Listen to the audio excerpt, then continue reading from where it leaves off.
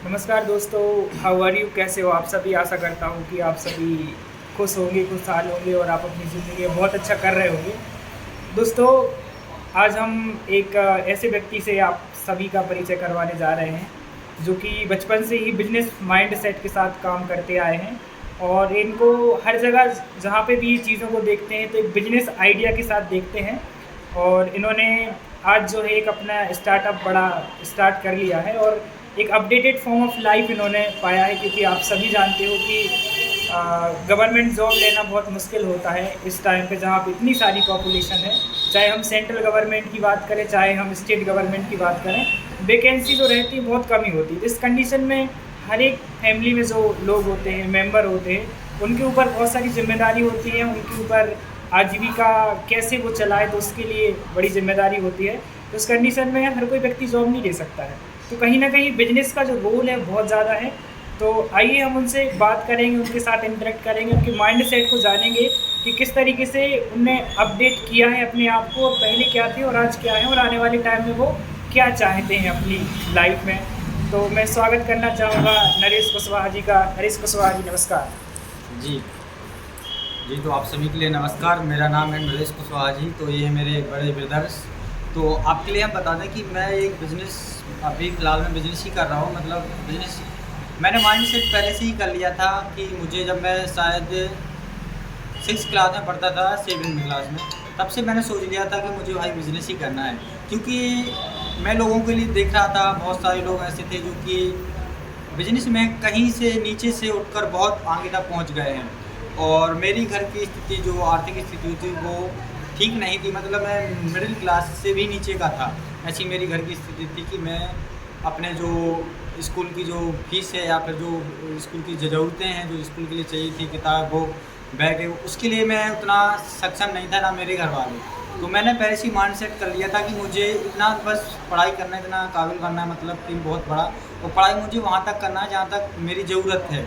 जितना मैं अपने लिए जागरूक होने के लिए मुझे ज़रूरत है पढ़ाई की, उतनी तक मैं मुझे करना है। तो मैंने पहले से माइंड सेट कर लिया था मुझे 12वीं तक पढ़ाई करना है, उसके बाद बिजनेस करना है। ओके। तो मैंने 9वीं क्लास थी तब तक मैं पढ़ाई करता रहा, और साथ साथ में 6वीं क्लास से मैंने काम करना चालू कर दिया था।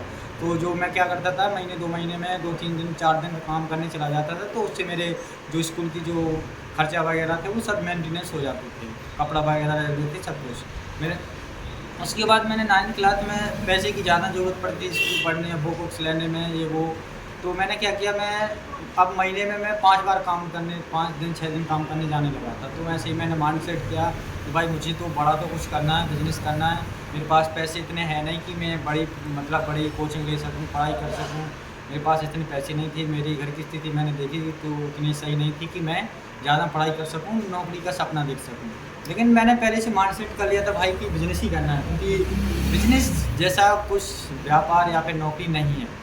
ओके। तो तो अभी दोस्तों, अभी तक नरेश कुशवाहा जी ने अभी तक जो बोला है, यदि हम उसको थोड़ा सा कंक्लूड करेंगे एजुकेशनल पॉइंट ऑफ व्यू से, तो इनके कहने का मतलब ये होता है कि व्यक्ति के पास दो तरीके की चीज़ें होती है। एक तरीके की चीज़ें होती है क्वांटिटेटिवली और क्वालिटेटिवली।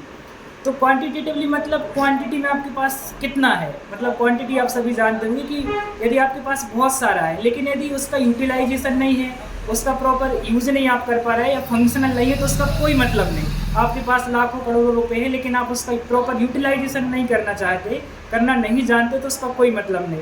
तो नरेश के पास इन्होंने बोला कि एजुकेशन हमें ज़्यादा नहीं करना है, हमारे पास 12th तक की, जहाँ तक अभी उनकी एजुकेशन है, तो 12th तक की इनके पास नॉलेज है, इन्फॉर्मेशन है, लेकिन इन्होंने उस 12th तक की एजुकेशन का इतना प्रॉपर यूटिलाइजेशन किया कि दोस्तों मैं बता देना चाहता हूँ कि इनके पास अभी पूरा ऑनलाइन का एक सेटअप है, कंप्यूटर सिस्टम, प्रिंटर से लेके सारी चीज़ें।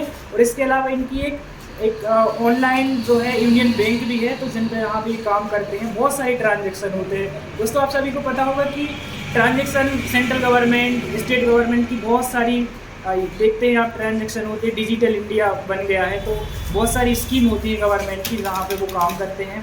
तो इस वजह से इनका इस सेटअप चल रहा है, और अभी कस्टमर भी आए हुए हैं नरेश कुशवाहा जी के यहाँ पे। तो फिलहाल मैं आपके लिए बता दूं कि मैं जब 9th क्लास से मैंने 12th तक पढ़ाई की, तो मैं रेगुलरली मैंने 9th क्लास से 12th तक मैंने काम करता रहा और पढ़ाई भी करता, दोनों साथ में करते रहे।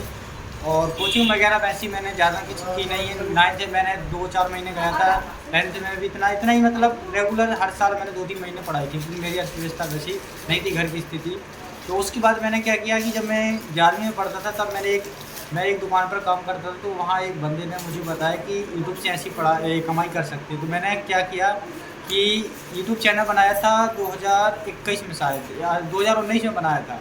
तो मैंने उस पर रेगुलरली 1 साल मेहनत की, और मैंने 1 साल के अंदर मैं स्कूल भी पढ़ाई भी करता था और उसके साथ साथ काम भी करता था। और शाम को घर आकर मैं यूट्यूब पर वीडियो, रात में आकर मतलब वॉइस वाला वीडियो भी बनाता था यूट्यूब पर। और मेरे माइंड में एक चीज़ रहती है कि जो मैं ठान लेता हूँ वो मुझे करना ही है, भले उसमें कितनी मेहनत क्यों ना करना पड़े। तो मुझे ये भी पता था कि मुझे बिजनेस भी करना है और यूट्यूब पर सक्सेस भी पानी है। तो मैंने तो पहले एक माइंड सेट करके मोबाइल लिया काम करके।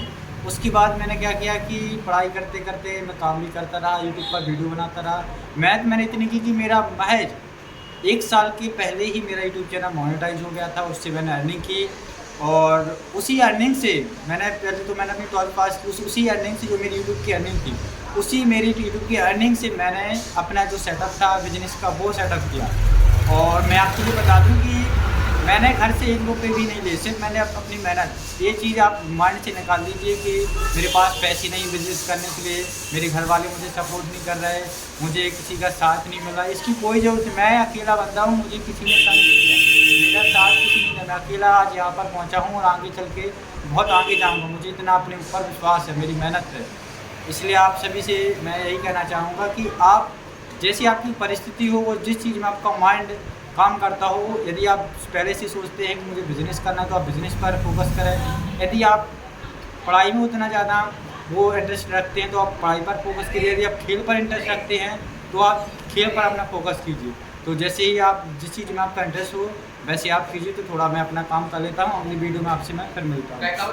तो दोस्तों, इनके पास एक बहुत ही अच्छा एक बिजनेस प्लान है जहाँ पे काम करते हैं, और आई थिंक सभी लोगों की थिंकिंग इसी तरीके से होनी चाहिए। और इन्होंने अपनी जो भी प्रॉब्लम्स हैं, समस्याओं को ना देखते हुए, जैसे कि समस्याएं हर किसी के पास होती है, लेकिन कुछ लोग जो होते हैं उस समस्या में उलझ जाते हैं, लेकिन कुछ लोग नरेश जैसे भी होते हैं जो समस्याओं को सुलझा लेते हैं, उससे सुलझ जाते हैं।